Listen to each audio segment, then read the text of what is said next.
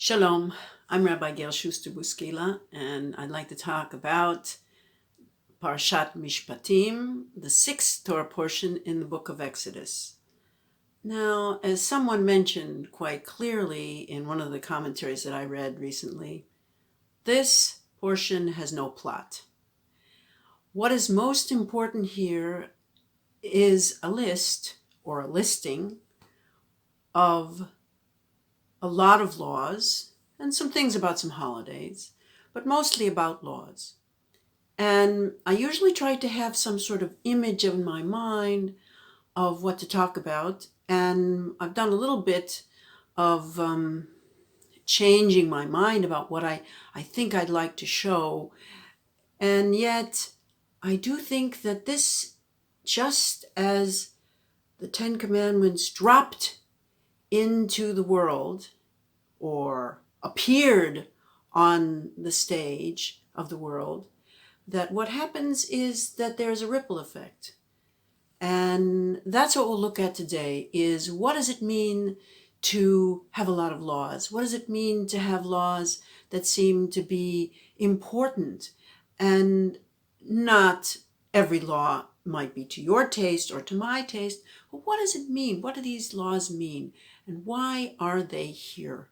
Why are they here after this momentous occasion of the giving of the Ten Commandments? Let's look at it and see.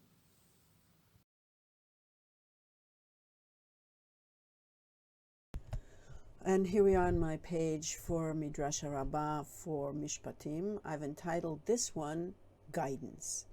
And I think that that is what laws are. They are a way to guide human society. Now, I'm not talking about divinely revealed law, and I'm certainly talking about things that, in terms of laws, are not poetical or metaphorical. They are laws, but the whole process of getting the laws is slightly different. Parashat Mishpatim, of course, is made up of quite a few chapters in the book of Exodus, and I always recommend looking at Sepharia, where you can see the Hebrew and the English next to each other, and you'll be able to see as we go along. I'm not going to look at all of the verses today. I certainly don't look at them in my Midrash, but I'm looking here at many of the things that are important. We deal here from the beginning with slavery and how slaves should be treated, and their children as well, and then dealing with things that are difficult in terms of what kind of punishment if someone kills someone else. And then we know that there's never really been a case in modern times where if a child insulted their father or mother that they would be put to death. But of course there are a lot of different ideas about things in the ancient worlds. We have other dealings here about damages.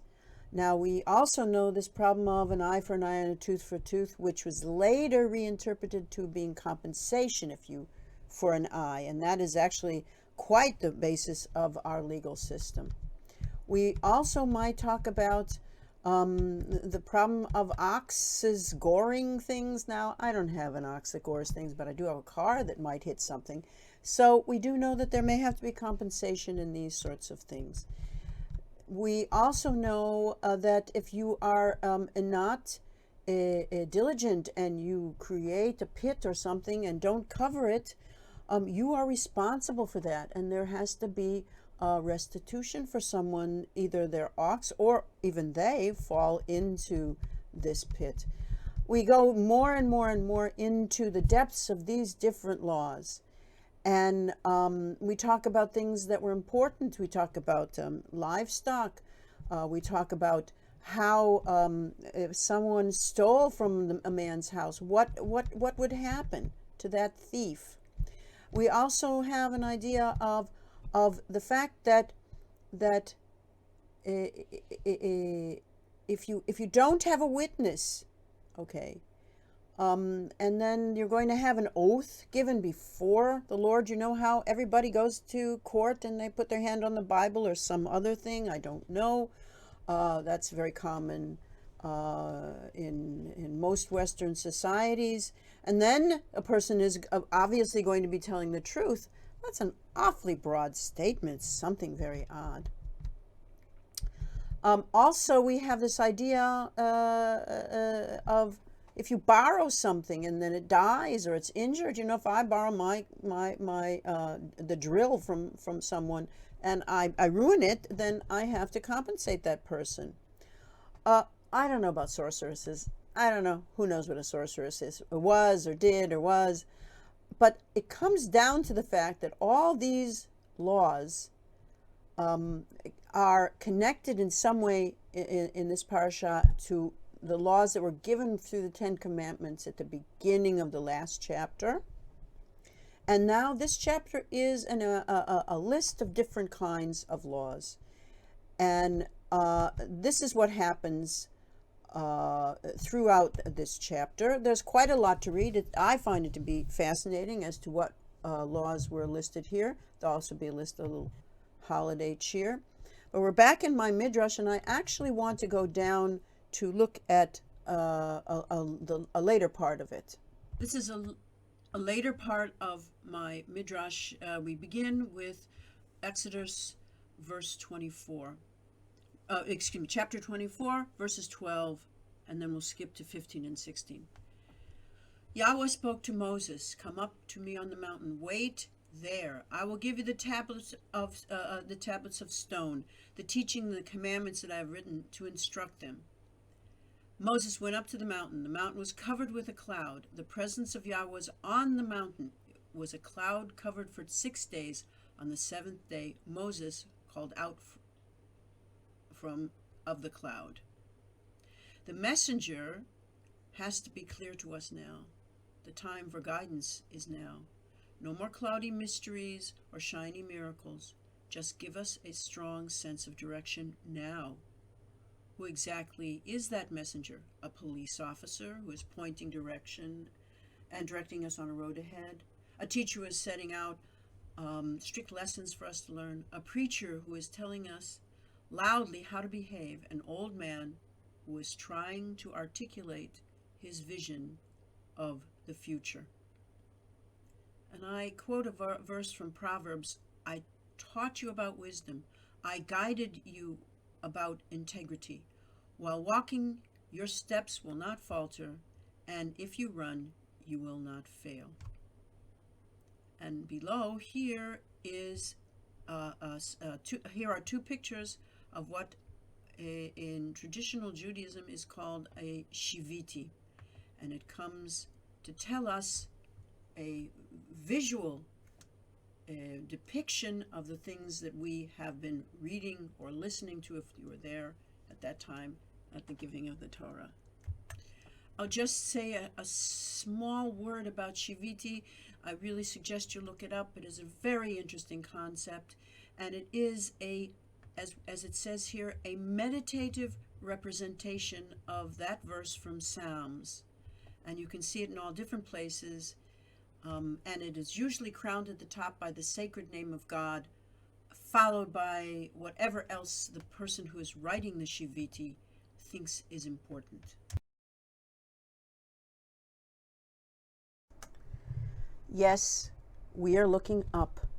We are looking up towards things, on the one hand, that come from the past, but on the other hand, have relevance to today.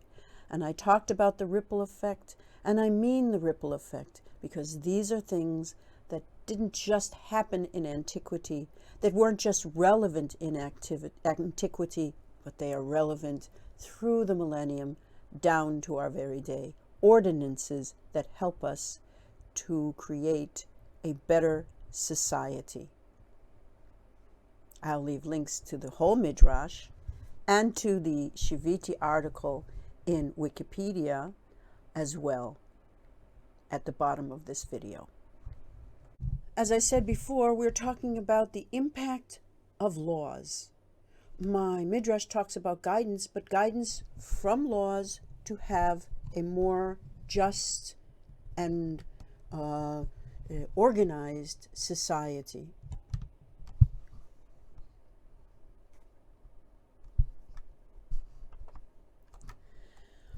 The Shiviti that I showed you on the Midrash page, obviously coming from the Psalm 16, verse 8, I have always set Yahweh over above me, and the representation of the Ten Commandments reminds us of these laws in the Torah. James Kugel has a very interesting take on this as well.